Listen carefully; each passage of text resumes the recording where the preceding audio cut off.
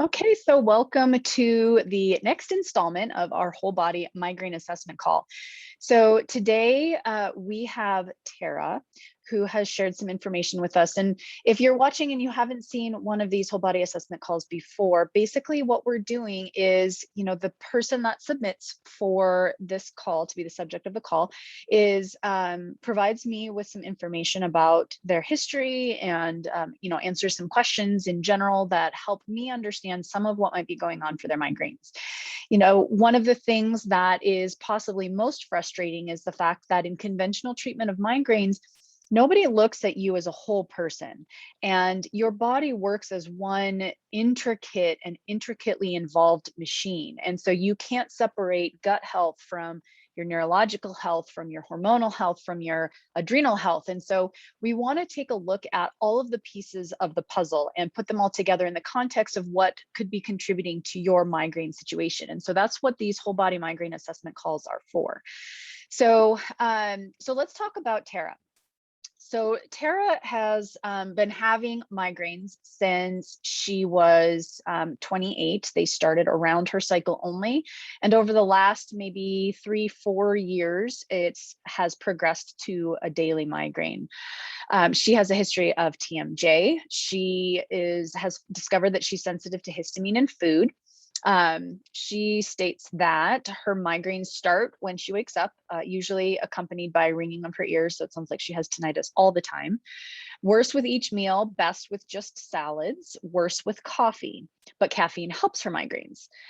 She notes that she has migraines with each hormonal fluctuation. So before her period, at her period, and at ovulation, which is like most of the month, right, Tara? Very hungry during a migraine, but eating makes migraines worse. So this is a very good clue, and I'll talk about that in a minute. Some GI issues that she's got going on.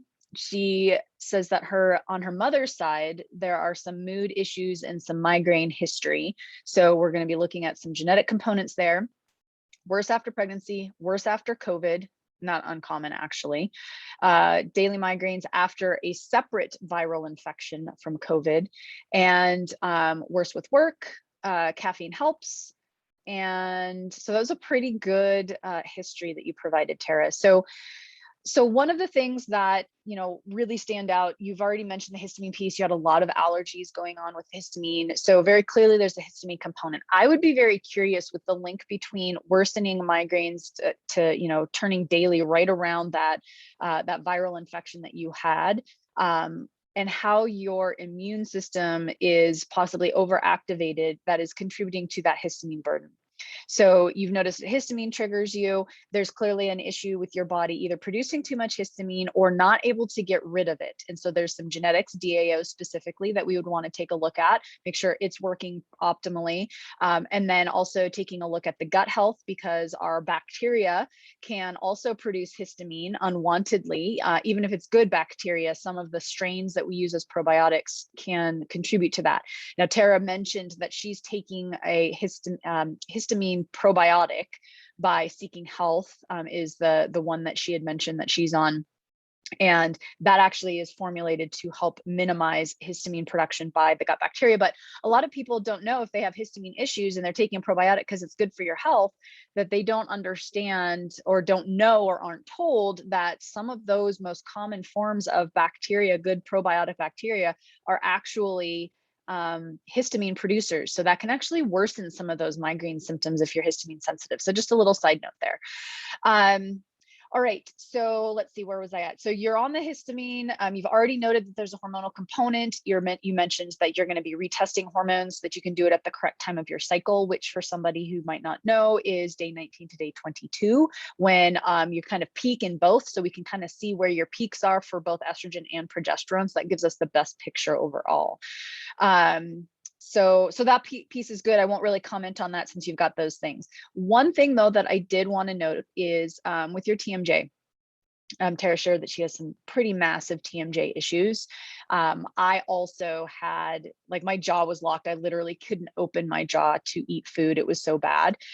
So I know what that is like, and it's really painful. And I'm sorry that you're having to deal with that. Hopefully the mouth guard worked. That helped me to a certain extent. It wasn't until I learned about the lateral pterygoid release that really made a significant impact and improved my TMJ. So I've talked about it before. There's videos floating around of me talking about it, but I know that there's a ton of videos. If you just Google lateral pterygoid, and that's PTERYGOID, lateral pterygoid release, and there's YouTube videos that show you how to do it. It's actually inside your mouth, so there's a muscle inside your mouth. I won't go into that.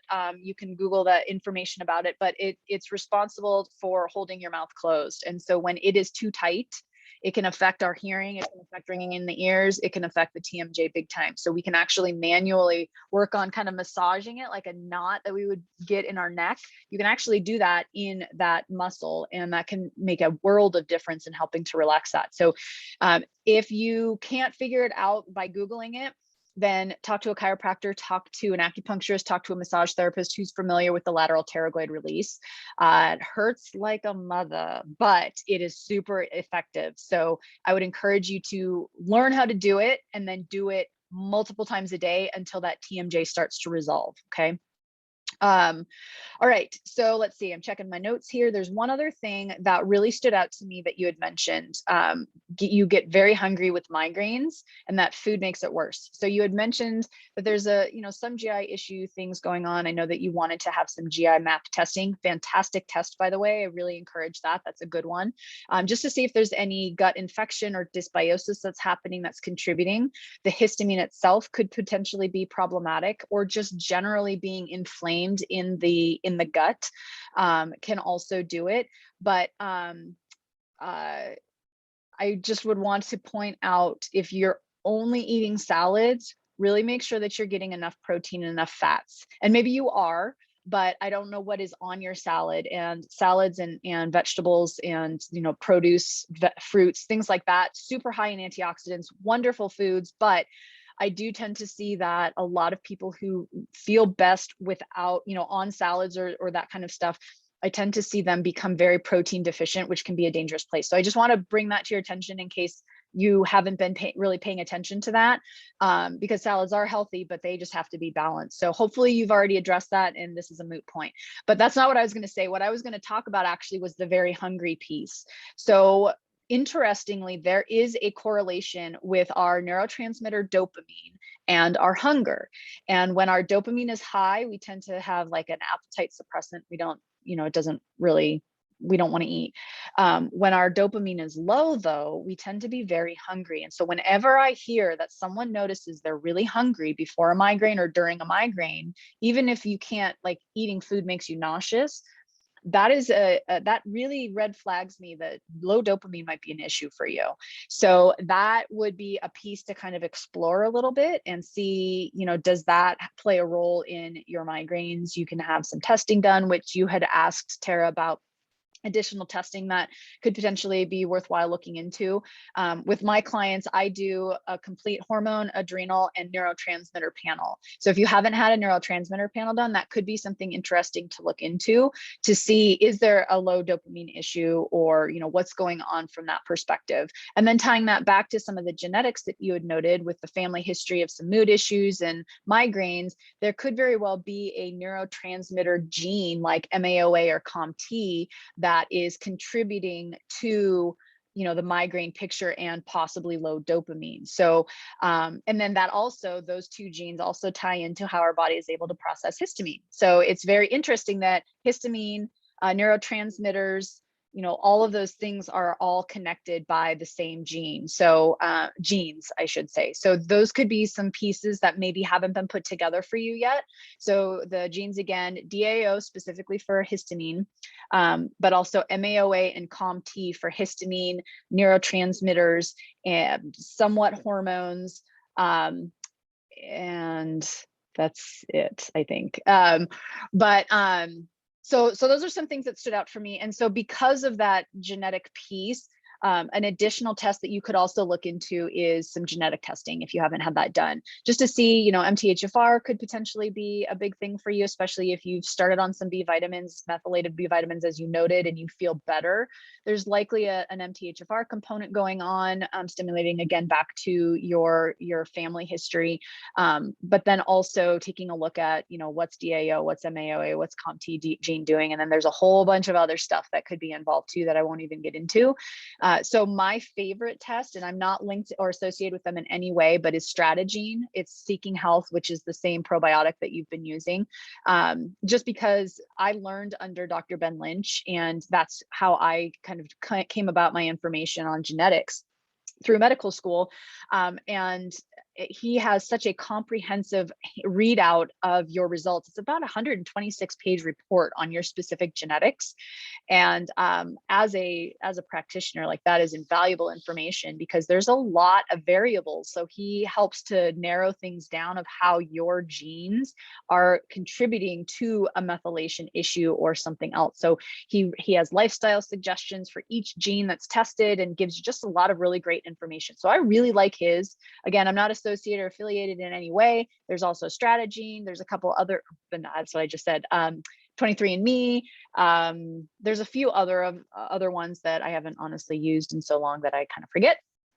But so the neurotransmitter and the genetic testing would be two that you could look at if you deem that would be important for you to figure out. A lot of times with the genetic stuff, as you kind of work on some of these underlying issues, the genes start to right themselves anyway. If you're working on diet, lifestyle, stress management, you're addressing hormones, you're addressing thyroid, a lot of times the genes just start working better in general. So that's probably not the first place I would start. We save that if there's just a confusing picture. You've addressed all the other underlying things. You've looked at the potential viral infections and the gut health and all that stuff, and then you still there's a piece missing. That's when we can turn to the genes and say, all right, where in this mess of genetic stuff is maybe the answer that we're looking for, and a lot of times that will be uncovered. But you don't always have to jump there. So that wouldn't be the first thing I would say, because, you know, it's not cheap. All of these tests are pretty pricey. So hopefully that answers, gives you some more things to kind of work on, Tara. And for anybody else who might be watching, hopefully a couple of these things kind of ring true with you as well, since it's not uncommon to have issues with histamine or TMJ or, you know, some of the hormonal stuff and that kind of thing. So if you yourself are interested in having a whole body migraine assessment, then you can absolutely click the link in the description below and sign up for your own. And they will be posted as they are completed, and you will be notified of when yours is done.